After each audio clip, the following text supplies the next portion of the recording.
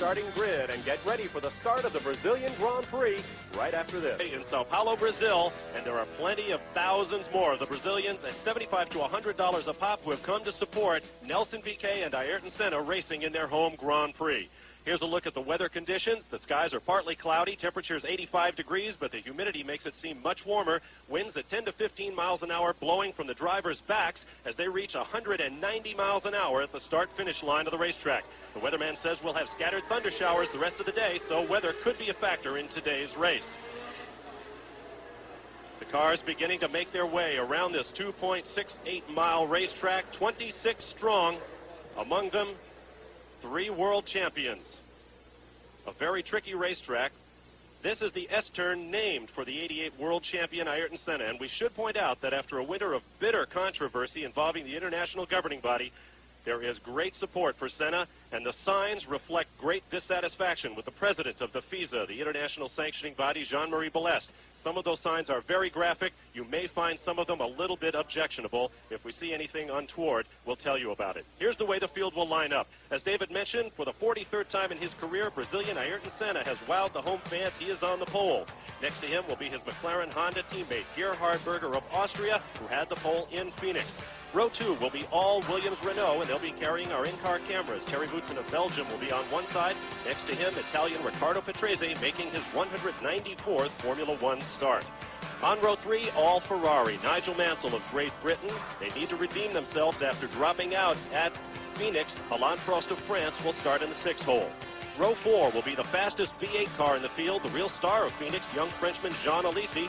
Next to him, Italian Pierluigi Martini, both cars on Pirelli tires using Cosworth engines. Row 5 will be Andrea de Cesaris of Italy, having another good run, the man with more starts without a victory than any other in the field.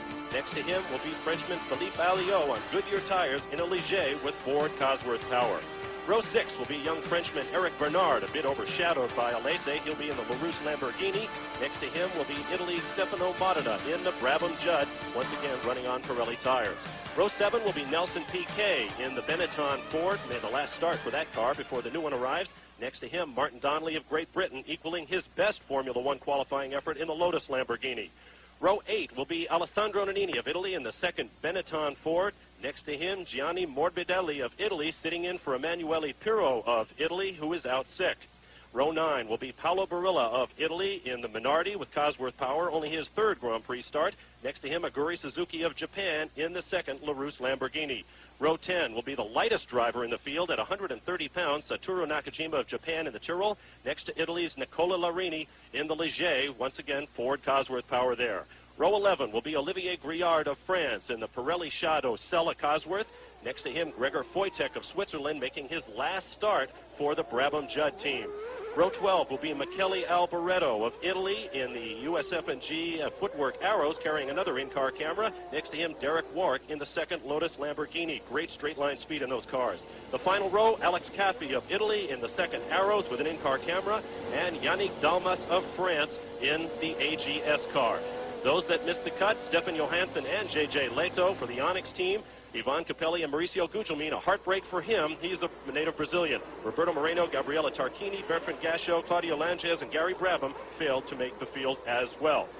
David, a quick look at the field as we're ready for the green light. Well, of course, the thing about this course is it's very, very physical. It's got about 12 turns and 3 sweeps, but all the turns are very long and extremely tough on the drivers next because they're going the wrong way here. This is one of the few left-hand turning courses. You see the cars coming to the grid. On the left is your pole sitter Senna. On the right is Berger. They'll have a few seconds before the green light comes on. Our in-car cameras are in the Williams cars and in both of the Footwork Arrows machines. There is the red light. Down come the clutches. It's an uphill start.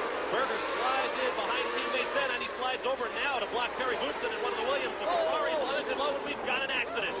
Oh! It looks like it might have been one of the Delaras has gone off.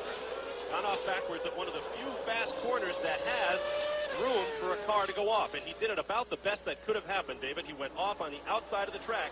Stayed on, he would have come down to the apex. I think what happened was one of the, I think it was either Philippe Alliot or Nicola Larini in the Ligier got trapped as they come up to the front line there. Here's another look from high overhead in a helicopter provided by TV Globo, the Brazilian network. You see Berger in the 2nd place car blocking the Williams, but look, 3 or 4 cars behind is the blue Didn't exactly get trapped. He tried to be brave, tried to make up places on that start, and nudged one of the Dellaras off, which is well and truly into the fence. Looks like Andrea de Cesaris. It does indeed.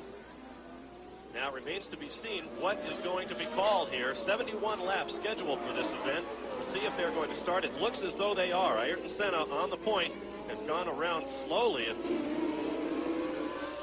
looked like he was slowing up, but not so much now. Berger right behind him. They're coming up to the start-finish straight now. A couple of very fast left-hand sweepers here, and then they'll be on to the start-finish straight. And we are showing a yellow flag. A standing yellow flag is displayed at the start-finish line. I thought for a moment, since the car was off the racetrack, that they would let the field continue. But it looks as though they are going to... Well,